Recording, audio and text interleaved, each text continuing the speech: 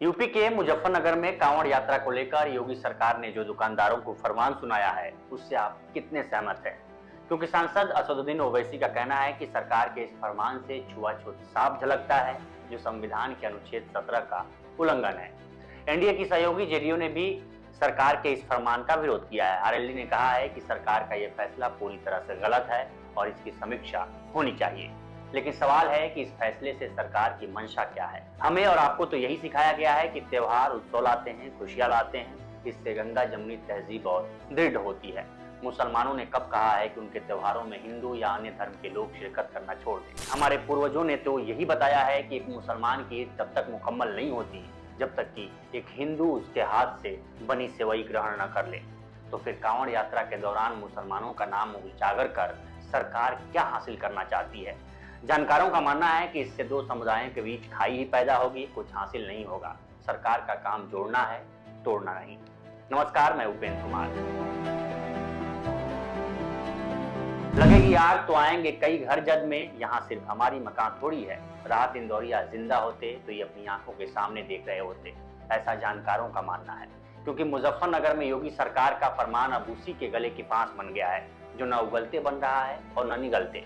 BJP नेता नकवी ने पहले तो इसे अधिकारियों की कारगुजारी बताई, लेकिन जब उन्हें पता चला कि ये फरमान तो खुद योगी सरकार ने जारी किए हैं, तो फिर अपनी कही बात वापस ले लिया, जिसके बाद से उनकी भी खिंचाई सोशल मीडिया पर शुरू हो गई है। कोई उन्हें कह रहा कि इनके पास रीढ़ की हड्डी नहीं है, तो कोई मुसलमानों के प्रतिनिधि के रूप में धोखेबाज बता रहा। मशहूर संगीतकार जावेद अख्तर ने तो योगी सरकार के फरमान की तुलना नाजियों से कर दी। उन्होंने कहा कि मुजफ्फरनगर यूपी पुलिस ने निर्देश दिए हैं कि निकट भविष्य में किसी विशेष धार्मिक जुलूस के मार्ग पर सभी दुकानों, रेस्तरां और यहां तक कि वाहनों पर मालिक का नाम प्रमुखता से और स्पष्ट रूप से दिखाया जाना चाहिए। ऐसे ही नाजी जर्मनी में भी केवल विशेष दुकानों और मकानों पर निशान बनाते थे। यहाँ जावेद अख्तर ने हिटलर के युग को याद दिलाया, जिसके लिए जर्मनी अभी तक दुनिया से माफी मांगते फिरता है। हिटलर ने भी स्वास्तिक चिन्ह को अपना प्रतीक चुना, जिसे हम धार्मिक आस्था से जोड़कर देखते हैं। लेकिन अभी हालत ये है कि पूरे जर्मनी में स्वास्तिक चिन्ह का इस्तेमाल दंडनीय अपराध है। यानी जावेद अख्तर का कहना था कि धर्म को आड़ में रखकर अपना उल्लू सीधा करना कहीं हिटलर में ना तब्दील हो जाए कि भारत को भी पूरी दुनिया में माफी मांगती रहनी पड़े। लेकिन अब सवाल है कि इसके पीछे सरकार क्या तर्क दे रही है। जब ये पूछा गया कि आखिर दुकानदारों और उनके मालिकों के नाम लिखने की क्या जरूरत आ पड़ी, तो सुनिए सहारनपुर के डीआईजी अजय सहनी ने क्या कहा। ये जैसा कि अभी आप लोगों से जो वार्ता हो, इसके क्रम में ये कांवड़ जो आना है आगामी 22 तारीख से श्रावण मास शुरू हो रहा है, उसको लेते हुए सभी जनपदों में जो कांवड़ समितियां हैं, जो होटल ढाबे हैं, जो सारे लोग अपना कांवड़िए हैं और डीजे वाले हैं, सभी से मीटिंग की गई थी।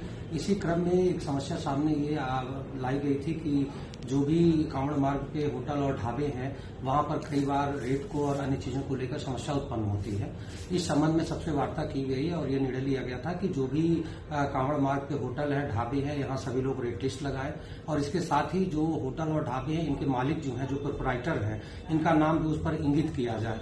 क्योंकि पूर्व में यह समस्या आई थी कि किसी अन्य संप्रदाय के या किसी अन्य व्यक्ति के नाम कोई दुकान है और किसी देवी देवता के नाम से दुकान वहां का नाम रखा गया है, जिसको लेकर कांवड़ समितियां और जो कांवड़िए बाहर से आते हैं उनके द्वारा विरोध प्रकट किया गया था और पूर्व में कई बार मारपीट और अन्य गंभीर घटनाएं हो चुकी हैं। इसी को ध्यान में रखते हुए सुनिश्चित किया गया है कि जो भी होटल है, जो भी ढाबे हैं, वो सभी जिनके हैं, वो प्रोप्राइटर का नाम वहां पर लिखें और साफ सुथरा खाद्यान्न सामग्री अंदर रखें। इसके साथ ही जो भी रेट है, वो रेट लिस्ट बाहर प्राप्त छपा करें, ताकि पूर्व में जो रेट को लेकर भी मारपीट की घटनाएं सामने आई, उस तरह की कोई घटना ना हो। इंडिया टुडे की हिंदी वेबसाइट आज तक के मुताबिक मुजफ्फरनगर के एक ढाबे से 4 मुस्लिम कर्मचारियों को नौकरी से निकाल दिया गया, क्योंकि ढाबे के मालिक पर यूपी पुलिस का दबाव था। इसका दावा खुद ढाबा मालिक ने किया है। ढाबे के मालिक का कहना है कि पुलिस की एक गाड़ी उनके पास आई और कहा कि यहाँ 6x4 का एक प्रोप्राइटर बोर्ड लगाइए। पुलिस ने सभी का पहचान पत्र लेकर रखने के लिए कहा।